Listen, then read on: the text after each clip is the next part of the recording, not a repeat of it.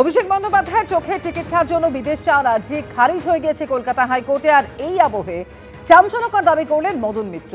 ভোটে ভরাডুবির পর অভিষেক বন্দ্যোপাধ্যায় বিজেপির সঙ্গে সেটিং করে বিদেশ যেতে চেয়েছিলেন, এমনই বিস্ফোরক দাবি করেছেন ঋতব্রত তৃণমূলের মদন মিত্র। আমাদের যে চিন্তাধারাটা ছিল যে আমরা সরাসরি অভিষেকের সঙ্গে কথা বলবো, ও চুপ করে শুনছিল, তো ওকে আমরা পুরো বুঝিয়ে বললাম যে তুই ছাড়লে তোর ওপর থেকে রাগটা বেরিয়ে যাবে। সবটা শুনে অভিষেক বলো, তুমি একটা কাজ করো, তুমি ওদের বলো আমার বিদেশ যাত্রার পারমিশনটা দিয়ে দিতে। কথা হচ্ছে পলিটিক্সের থেকে নিজেকে একটু সরিয়ে রাখা কিছুদিনের জন্য। তখন হঠাৎ বললো, তাহলে তুমি বলো যে ওদের এদিকে বলতে অপোজ না করতে আমার পিটিশনটা, আমাকে আমেরিকায় আমার যাওয়ার আছে, ছেড়ে দিক, আমি ট্রিটমেন্ট করাতে যাবো, তারপর তাড়াতাড়ি ফিরে আসবো। ও আমি যদি পলিটিক্স থেকে সরতে পারি কিছুদিনের জন্য, ওরা আমার ট্রিটমেন্ট করতে দেবে না। শুধু এখানেই থামেননি মদন মিত্র, আরো ইঙ্গিতপূর্ণ মন্তব্য করেছেন তিনি।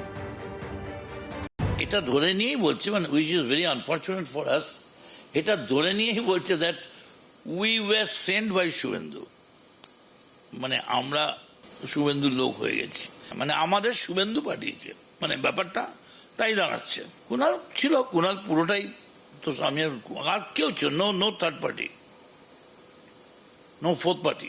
তারপরে বলতে লাগলো যে পেন্ডিং মামলাগুলো তুলে দিক, আমার জামিনটা অপোজ করছে, এটা ছেড়ে দিক। আপনি এবং কুণাল ঘোষ যে প্রস্তাব দিয়েছিলেন, সেই প্রস্তাব শুনে উনি তো মানেননি। মানেননি নয়, আমাদের বলেছেন কথা বলে জানাবে। পরের দিন জিজ্ঞেস করেছেন কি হলো, বললো আমাদের শুভেন্দুর সঙ্গে কথা বলে জানাতে বলেছিল, যে শুভেন্দুর সঙ্গে কথা বলে জানাও ওরা কি সিদ্ধান্ত নিচ্ছে। তারপরের দিন আমাদের বললো কি হলো, বলেছিলাম না ওরা ছাড়বে না আমায়, ও আমার ট্রিটমেন্ট করাবার জন্য বিদেশ যেতে দেবে।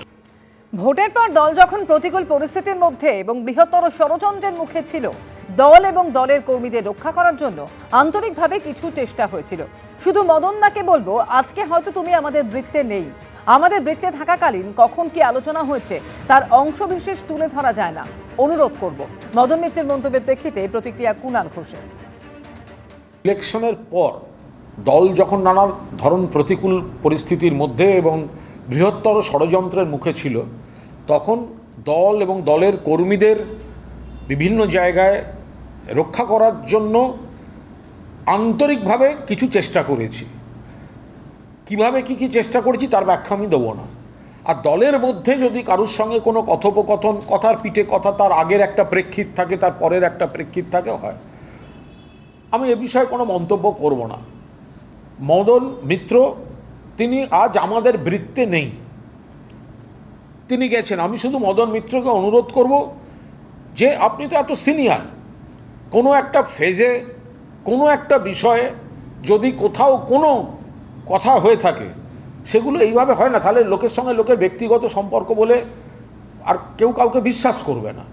ফলে আমি মদনদাকে অনুরোধ করব যে দলের মধ্যে যখন আমরা একসঙ্গে পাশাপাশি বসে দল কর্মী সকলকে বাঁচানোর বিভিন্ন ধরনের প্রসেসে আমরা চেষ্টা করেছি, আমি এ বিষয়ে ভেতরের বৈঠক নিয়ে আমি একটি শব্দও বলবো না।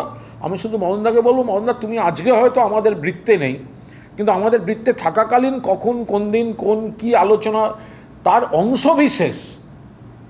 অংশবিশেষ তুলে ধরে আমি সেই জায়গাটাতে অনুরোধ করব, এটা করা যায় না। এবিপি আনন্দ, এগিয়ে থাকে, এগিয়ে রাখে।